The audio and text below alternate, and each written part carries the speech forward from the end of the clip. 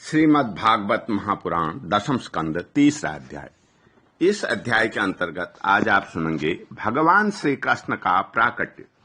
श्री सुखदेव जी कहते हैं, हे परीक्षित, अब समस्त शुभ गुणों से युक्त बहुत सुहावना समय आया। रोहिणी नक्षत्र था। आकाश के सभी नक्षत्र, ग्रह और तारे शांत सौम्य हो गए थे। दिशाएं स्वच्छ प्रसन्न थी। निर्मल आकाश में तारे जगमगा रहे थे। पृथ्वी के बड़े बड़े नगर, छोटे छोटे गांव, अहीरों की बस्तियां और हीरे आदि की खानें मंगलमय हो रही थी। नदियों का जल निर्मल हो गया था। रात्रि के समय भी सरोवरों में कमल खिल रहे थे। वन में वृक्षों की पंक्तियां रंग बिरंगे पुष्पों के गुच्छों से लद गई थी। कहीं पक्षी चहक रहे थे तो कहीं भौरे गुनगुना रहे थे। उस समय परम पवित्र और शीतल मंद सुगंध वायु अपने स्पर्श से लोगों को सुख दान करती हुई बह रही थी। ब्राह्मणों के अग्निहोत्र की कभी न बुझने वाली अग्नियां, जो कंस के अत्याचार से बुझ गई थी, वे इस समय अपने आप जल उठी। संत पुरुष पहले से ही चाहते थे कि असुरों की बढ़ती न होने पाए। अब उनका मन सहसा प्रसन्नता से भर गया। जिस समय भगवान के आविर्भाव का अवसर आया, स्वर्ग में देवताओं की दंदुभियां अपने आप बज उठी। किन्नर और गंधर्व मधुर स्वर में गाने लगे तथा सिद्ध और चारण भगवान के मंगलमय गुणों की स्तुति करने लगे। विद्याधरियां अप्सराओं के साथ नाचने लगी। बड़े बड़े देवता और ऋषि मुनि आनंद से भरकर पुष्पों की वर्षा करने लगे। जल से भरे हुए बादल समुद्र के पास जाकर के धीरे धीरे गर्जना करने लगे। जन्म मृत्यु के चक्र से छुड़ाने वाले जनार्दन के अवतार का समय था। निशीथ, चारों ओर अंधकार का साम्राज्य था। उसी समय सबके हृदय में विराजमान भगवान विष्णु देव रूपणी देवकी के गर्भ से प्रकट हुए। जैसे पूर्व दिशा में 16 कलाओं से पूर्ण चंद्रमा का उदय हो गया हो। वसुदेव जी ने देखा, उनके सामने एक अद्भुत बालक है। उसके नेत्र कमल के समान कोमल और विशाल हैं। 4 सुंदर हाथों में शंख, गदा, चक्र और कमल लिए हुए हैं। वक्षस्थल पर श्री वत्स का चिन्ह अत्यंत सुंदर स्वर्णमयी रेखा है। गले में कौस्तुभमणि झिलमिला रही है। वर्षाकालीन मेघ के समान परम सुंदर श्यामल शरीर पर मनोहर पीतांबर फहरा रहा है। बहुमूल्य वैदूर्य मणि के किरीट और कुंडल की कांति से सुंदर सुंदर घुंघराले बाल सूर्य की किरणों के समान चमक रहे हैं। कमर में चमचमाती करधनी की लड़ियां लटक रही हैं। बाहों में बाजूबंद और कलाइयों में कंकण शोभायमान हो रहे हैं। इन सब आभूषणों से सुशोभित बालक के अंग अंग से अनोखी छटा छिटक रही है। जब वासुदेव जी ने देखा कि मेरे पुत्र के रूप में तो स्वयं भगवान ही आए हैं, तब पहले तो उन्हें असीम आश्चर्य हुआ। फिर आनंद से उनकी आंखें खिल उठी। उनका रोम रोम परमानंद में मग्न हो गया। श्री कृष्ण का जन्मोत्सव मनाने की उतावली में उन्होंने उसी समय ब्राह्मणों के लिए 10,000 गायों का संकल्प कर दिया। हे परीक्षित, भगवान श्री कृष्ण अपनी अंग कांति से सूतिका ग्रह में जगमग कर रहे थे। जब वासुदेव जी को यह निश्चय हो गया कि ये तो परम पुरुष परमात्मा ही हैं, तब भगवान का प्रभाव जान लेने से उनका सारा भय जाता रहा। अपनी बुद्धि स्थिर करके उन्होंने भगवान के चरणों में अपना सिर झुका दिया और फिर हाथ जोड़ करके वे उनकी स्तुति करने लगे। वसुदेव जी ने कहा, मैं समझ गया कि आप प्रकृति के अतीत साक्षात पुरुषोत्तम हैं। आपका स्वरूप है केवल अनुभव और केवल आनंद। आप समस्त बुद्धियों के एकमात्र साक्षी हैं। आप ही सर्ग के आदि में अपनी प्रकृति से इस त्रिगुणमय जगत की सृष्टि करते हैं। फिर उसमें प्रविष्ट न होने पर भी आप प्रविष्ट के समान जान पड़ते हैं। जैसे जब तक महत्तत्व आदि कारण तत्व पृथक पृथक रहते हैं, तब तक उनकी शक्ति भी पृथक पृथक होती है।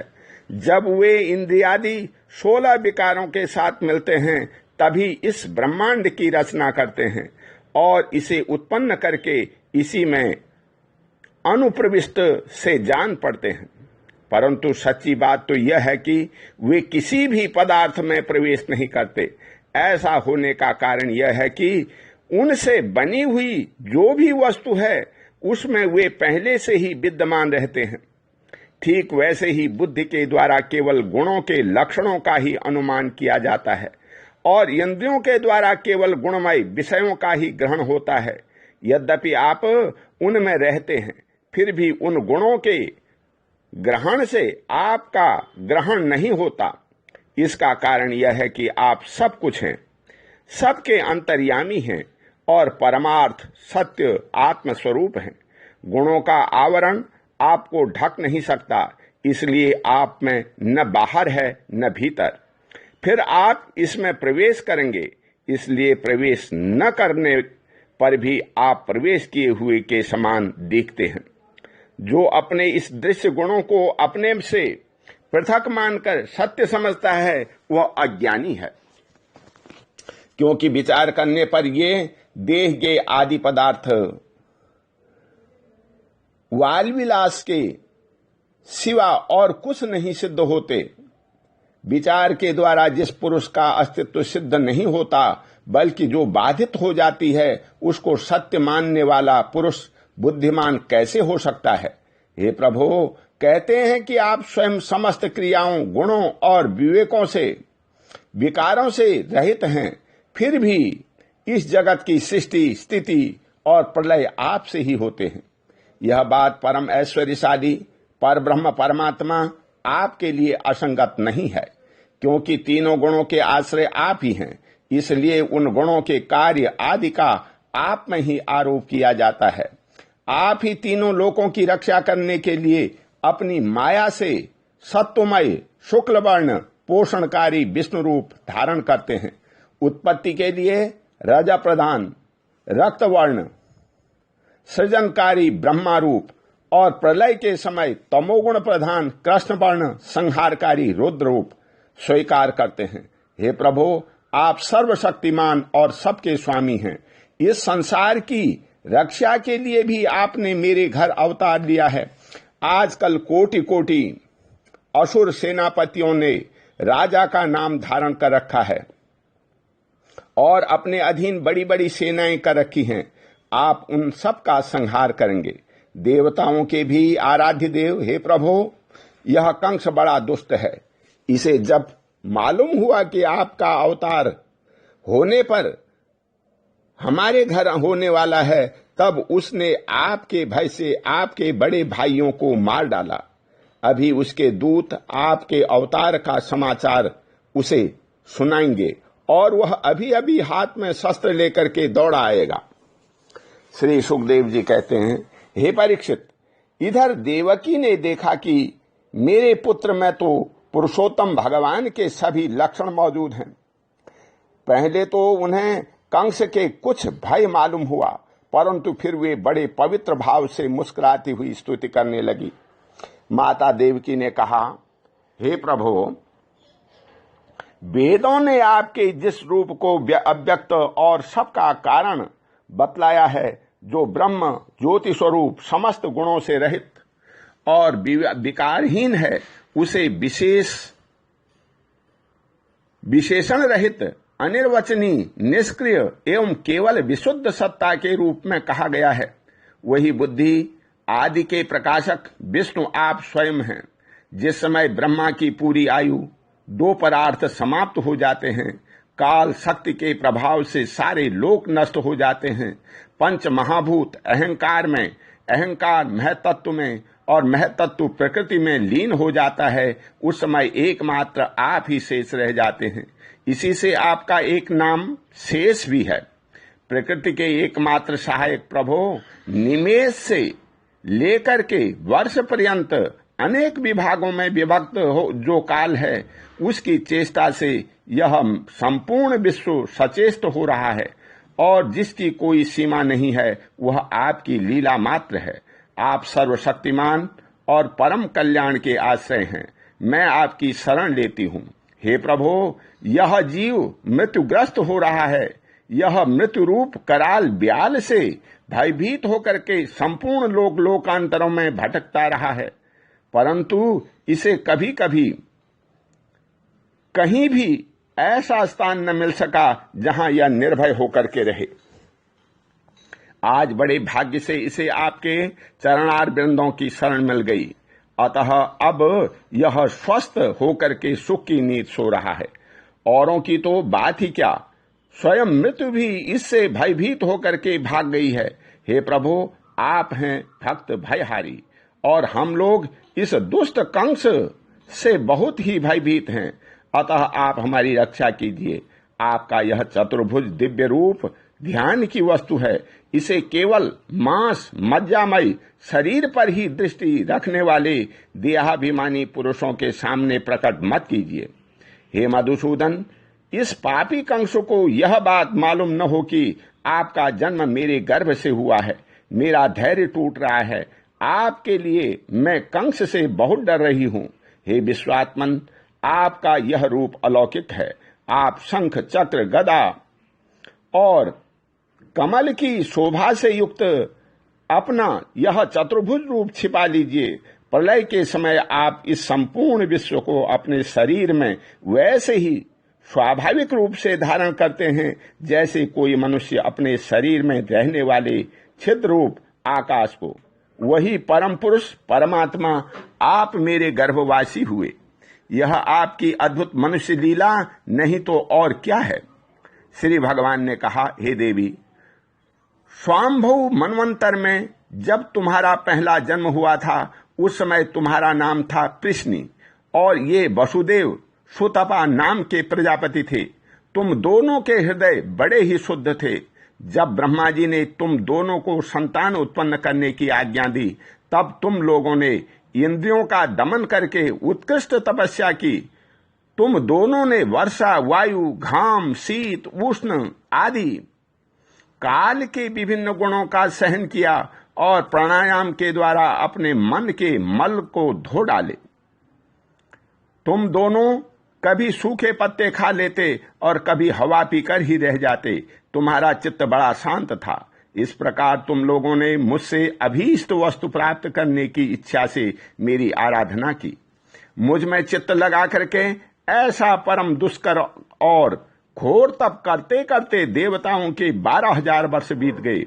पूर्णिमयी देवी, उस समय मैं तुम दोनों पर प्रसन्न हुआ, क्योंकि तुम दोनों ने तपस्या, श्रद्धा और प्रेममयी भक्ति से अपने हृदय में नित्य निरंतर मेरी भावना की थी। उस समय तुम दोनों की अभिलाषा पूर्ण करने के लिए वर देने वालों का राजा मैं इसी रूप से तुम्हारे सामने प्रकट हुआ। जब मैंने कहा कि तुम्हारी जो इच्छा हो मुझसे मांग लो, तब तुम दोनों ने मेरे जैसा पुत्र मांगा। उस समय तक विषय भोगों से तुम लोगों का कोई संबंध नहीं हुआ था।